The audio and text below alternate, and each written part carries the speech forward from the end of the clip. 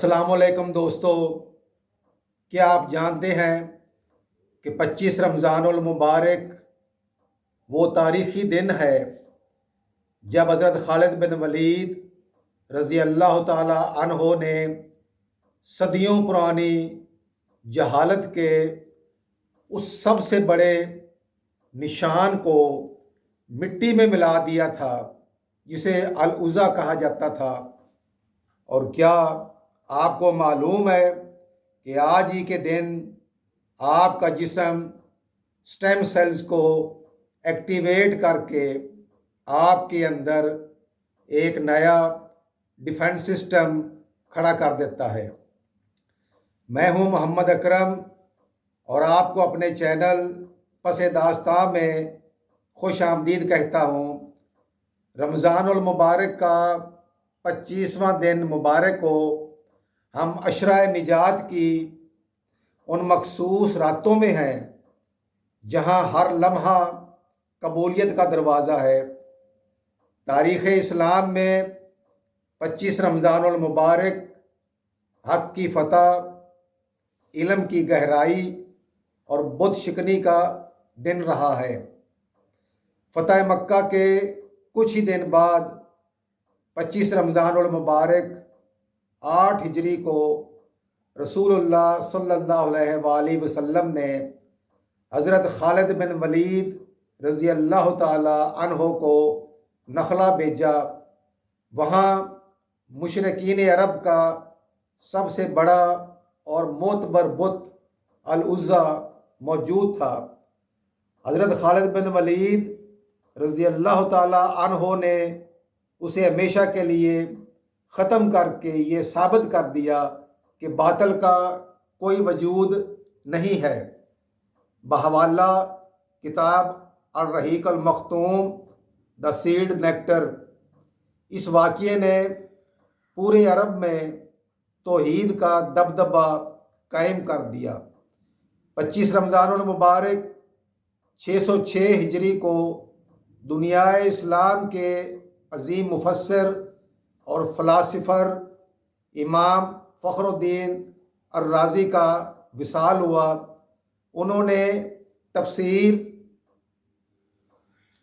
अल कबीर लिखी जो साइंसी, फ़िलासफ़ी और दीन का एक हसीन इम्तिज़ाज है।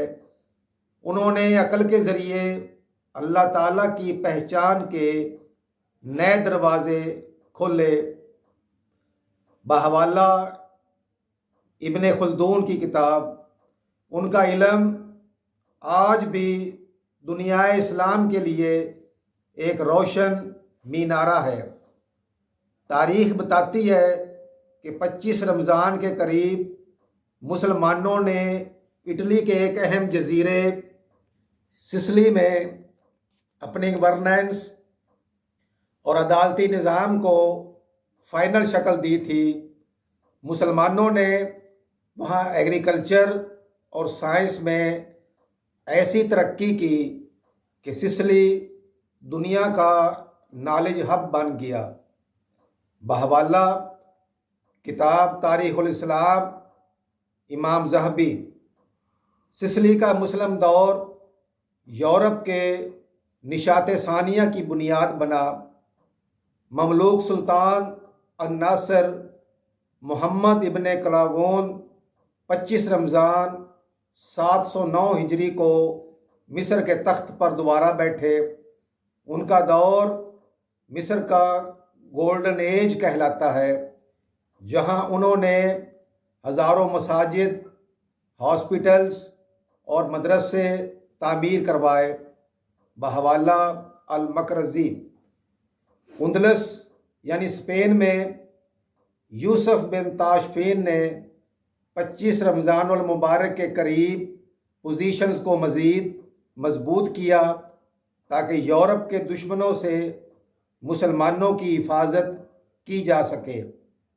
बहवाला नफ़ा व तिब, इस दूर अंदेशी ने स्पेन में मुसलमानों का वक्त बढ़ा दिया।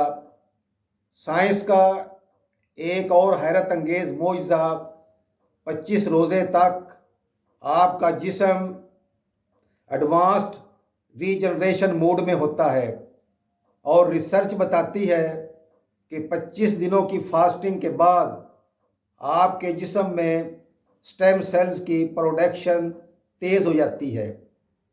یہ سیلز آپ کے ڈیمیجڈ ٹیشوز کو ریپیئر کرتے ہیں اور آپ کے آرگنز مثلا جگر، دل اور پھیپھڑوں کو نئے سرے سے ینگ بناتے ہیں۔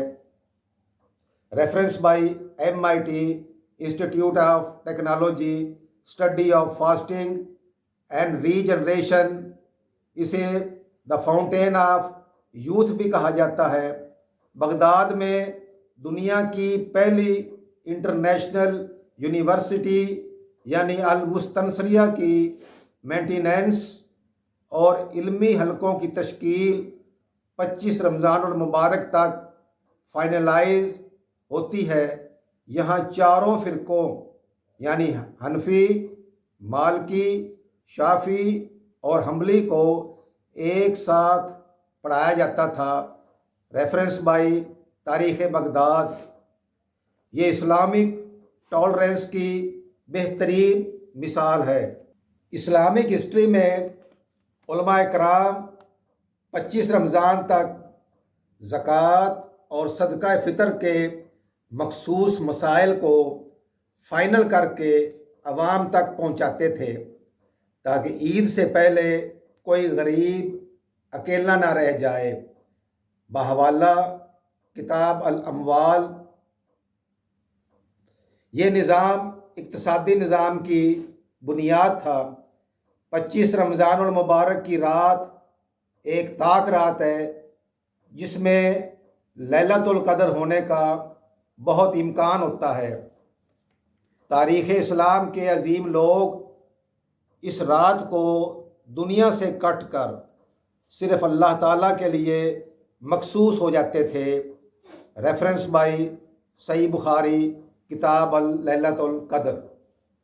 25 رمضان المبارک ہمیں سکھاتا ہے کہ العزیٰ صرف ایک پتھر کا بت نہیں تھا بلکہ ہر اس جھوٹ کی علامت تھا جو انسان کو اللہ تعالیٰ سے دور کرتا ہے۔